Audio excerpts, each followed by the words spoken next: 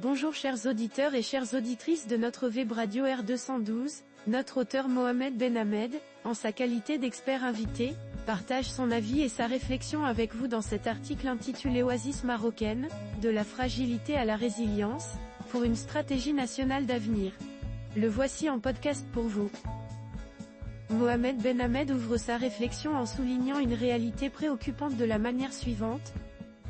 Les oasis marocaines, écosystèmes ancestraux et réservoirs de vie au cœur des zones arides, traversent une crise sans précédent. Face à l'avancée du désert, aux changements climatiques et aux mutations socio-économiques, elles doivent faire l'objet d'une stratégie ambitieuse, transversale et territorialisée. Cet article propose une lecture systémique des défis et opportunités, en s'appuyant sur les réussites marocaines, les enseignements internationaux et les innovations à mobiliser pour bâtir la résilience oasienne du XXIe siècle. L'expert entame son exposé par un premier constat centré sur la valeur patrimoniale des oasis et les menaces qui pèsent sur elles ainsi. 1. Les oasis marocaines, une richesse patrimoniale menacée, système agroécologique millénaire, les oasis marocaines couvrent près de 15% du territoire national et abritent environ 1,5 million d'habitants. Elles concentrent une biodiversité remarquable, des savoir-faire agricoles uniques, et une culture matérielle et immatérielle dense. Leur modèle de production traditionnel, basé sur une stratification végétale, palmiers dattiers, arbres fruitiers, cultures maraîchères et une gestion collective de l'eau, Ketara, Séguia, constitue un exemple de durabilité adaptée aux zones arides. Mais cette richesse est aujourd'hui gravement menacée. Selon le rapport 2022 de l'ANZOA, plus de 60% des palmeraies traditionnelles sont dégradées. Les dynamiques d'ensablement, la salinisation des sols, le recul de la nappe phréatique et les incendies récurrents fragilisent davantage ces territoires. À cela s'ajoute l'exode des jeunes, la perte des savoirs locaux, et la pression sur les terres agricoles. Mohamed Benhamed approfondit ensuite son analyse en appelant à une transformation profonde de l'approche actuelle ainsi. 2. Une approche systémique pour penser la résilience. Les oasis sont des systèmes socio-écologiques complexes, leur dégradation est à la fois la cause et la conséquence de multiples facteurs interconnectés. Une lecture sectorielle ne suffit plus. Il est urgent d'adopter une approche holistique, intégrant les dimensions écologiques, sociales, économiques, culturelles et institutionnelles.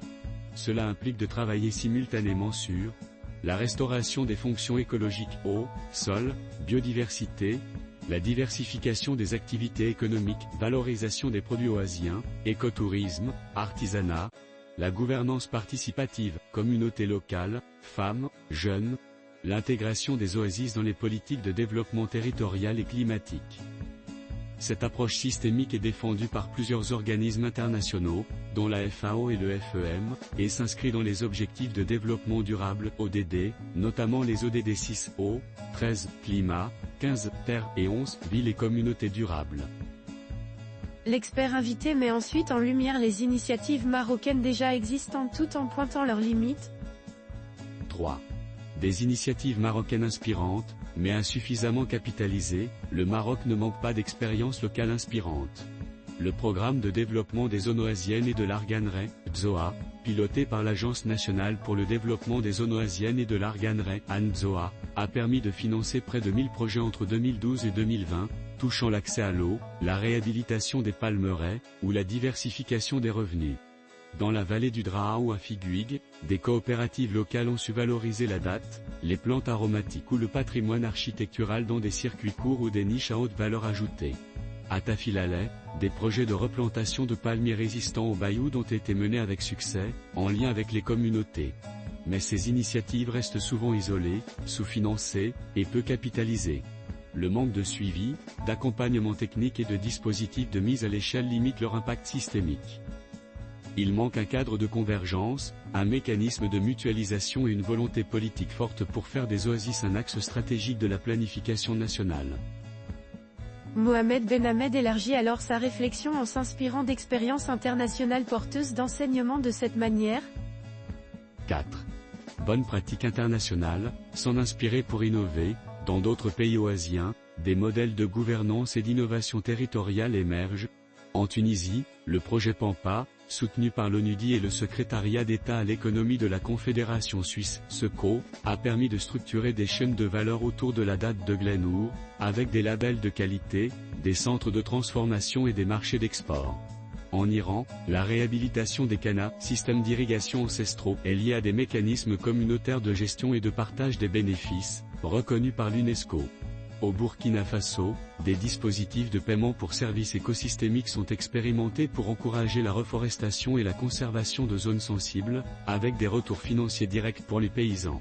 Ces exemples montrent l'intérêt de combiner modernisation écologique, innovation sociale, ancrage territorial, et insertion dans des marchés durables. Dans la suite de son propos, l'expert met en avant les leviers innovants que le Maroc pourrait mobiliser pour transformer durablement ses territoires oasiens. 5. Les innovations à capitaliser. Pour un modèle oasien renouvelé, le Maroc peut capitaliser sur plusieurs leviers d'innovation pour repenser l'avenir de ses oasis.